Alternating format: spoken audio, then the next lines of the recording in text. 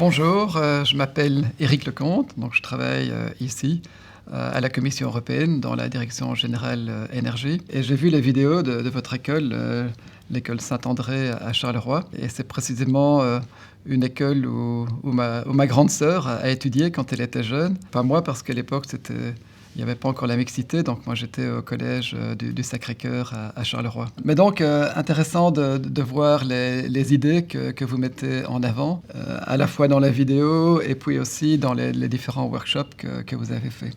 Ce que l'on voit en premier lieu et qui est très important, c'est la limite de consommation des ménages et donc tout cela par la rénovation des bâtiments qui permet aussi de réduire la pauvreté et bien sûr de réduire nos émissions de gaz à effet de serre, donc des choses vraiment très, très importantes. On voit effectivement que dans le workshop, le premier workshop, là, vous avez réduit la production d'énergie de 8%, donc c'est en ligne avec cette ligne de limite de consommation, c'est un point positif, mais il faut savoir que en fait, on va réduire l'énergie globalement, mais pour la partie électricité, dans le futur, on voit plutôt une augmentation de 50% en 2030 et même un doublement à l'horizon 2040-2050.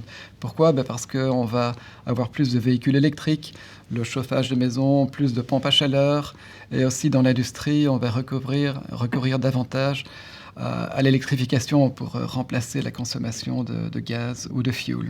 Pouvoir produire plus d'électricité, évidemment augmenter les renouvelables, et vous êtes une des écoles qui a augmenté beaucoup le renouvelable, 62% en moyenne. Et vous gardez aussi du nucléaire de manière significative, donc 6 sur les 7 centrales. Et il est vrai que le nucléaire est une source qui émet peu de carbone, donc c'est une solution, et elle a aussi l'avantage évidemment d'être là tout le temps quand on en a besoin, y compris quand il n'y a pas de vent et pas de soleil. Pour nous, c'est un message intéressant de voir que les jeunes voient dans le nucléaire des bénéfices et des risques, mais des bénéfices qui sont quand même, qui contrebalancent plus que les risques qui peuvent être maîtrisés.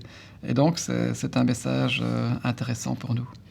Aussi, un point que vous avez soulevé, c'était les interconnexions intercontinentales pour capter l'énergie, pour transférer l'énergie électrique depuis l'Afrique du Nord. Et effectivement, l'Europe est plutôt dense, donc elle aura toujours besoin d'importation. Il est question effectivement d'importer.